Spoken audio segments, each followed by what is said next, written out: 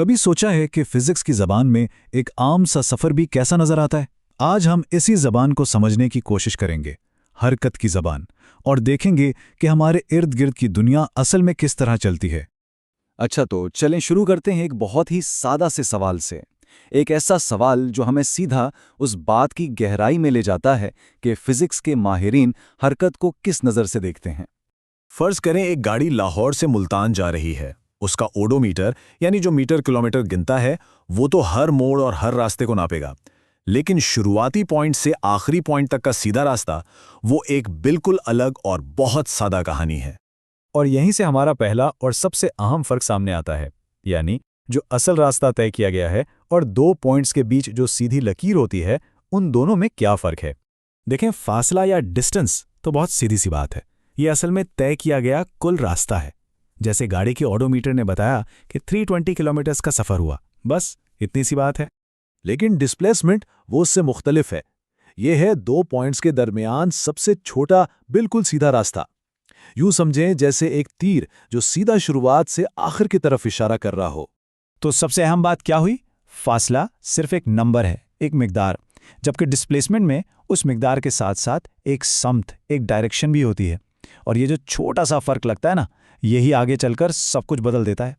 अच्छा, अब इस पूरी कहानी में वक्त यानी टाइम को भी शामिल करते हैं और देखते हैं कि ये फासले और सिमत का फर्क आगे जाकर क्या शक्ल इख्तियार करता है। रफ्तार या स्पीड, ये हमें बस इतना बताती है कि कोई चीज़ कितनी तेज़ी से चल रही है। इस बात से कोई फर्क नहीं पड़ता कि वो किस सिमत में जा रही है। और इसकी क्या बेहतरीन मिसाल है, ज़मीन का सबसे तेज़ जानवर चीता या पानी की सबसे तेज़ मछली, दोनों की टॉप स्पीड 110 किलोमीटर फी घंटा है। स्पीड तो बस एक नंबर है, चाहे वो ज़मीन पर हो या समंदर में। लेकिन दूसरी तरफ है वेलोसिटी। वेलोसिटी हमें सिर्फ ये नहीं बताती कि कोई चीज़ कितनी तेज़ है, बल्कि ये भी बताती है कि वो किस सिमत में जा रही है। यहाँ गौर करें, सिर्फ एक लफ्ज़ शुमाल यानी एक सिमत का इजाफा करने से पूरी बात ही बदल गई। 70 किलोमीटर फी घंटा रफ्तार थी, लेकिन 70 किलोमीटर फी घंटा शुमाल की तरफ वेलोसिटी बन गई। बस यही वो बारीक सा फर्क है जो बहुत अहम है। यहीं से फिजिक्स का एक बड़ा दिलचस्प सवाल पैदा होता है, एक ऐसी पहेली जो इस फर्क को बिल्कुल साफ कर देती है। क्या ऐसा हो सकता है कि किसी चीज की रफ्तार तो एक जैसी रहे, लेकिन उसकी वेलोसिटी मुसलसल बदल रही हो? जरा सोचें, एक गाड़ी गोल चक्कर में घूम रही है।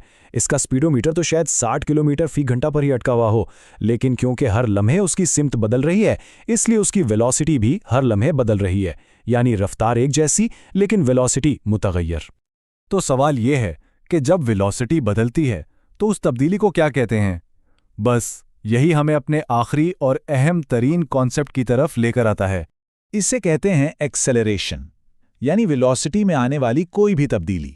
ये तब्दीली रफ्तार के कम या ज़्यादा होने की वजह से भी हो सकती है, या सिर्फ सिमत बदलने की वजह से भी, या फिर दोनों की वजह से।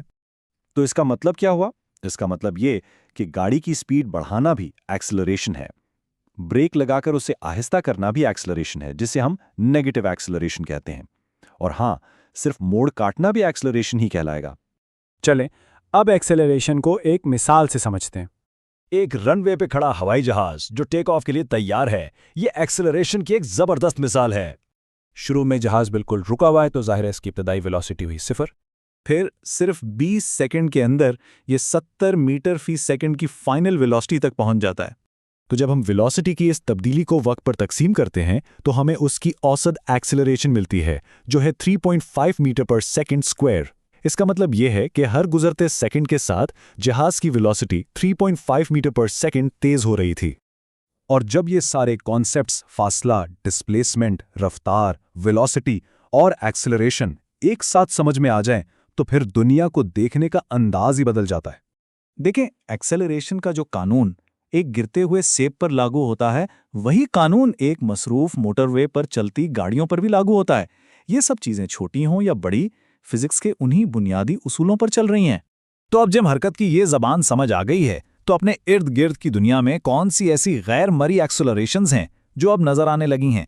एक दरख्त से गिरता हुआ पत्ता हो या सूरज के गिर्द चक्कर लगाता कोई सैयारा, हर चीज एक काबिले बयान हरकत में है। और हाँ, अगली बार जब गाड़ी में कोई मोड़ काटें तो याद रखिएगा, भले ही स्पीड ना बदले, एक्सेलरेशन जरूर हो रही है।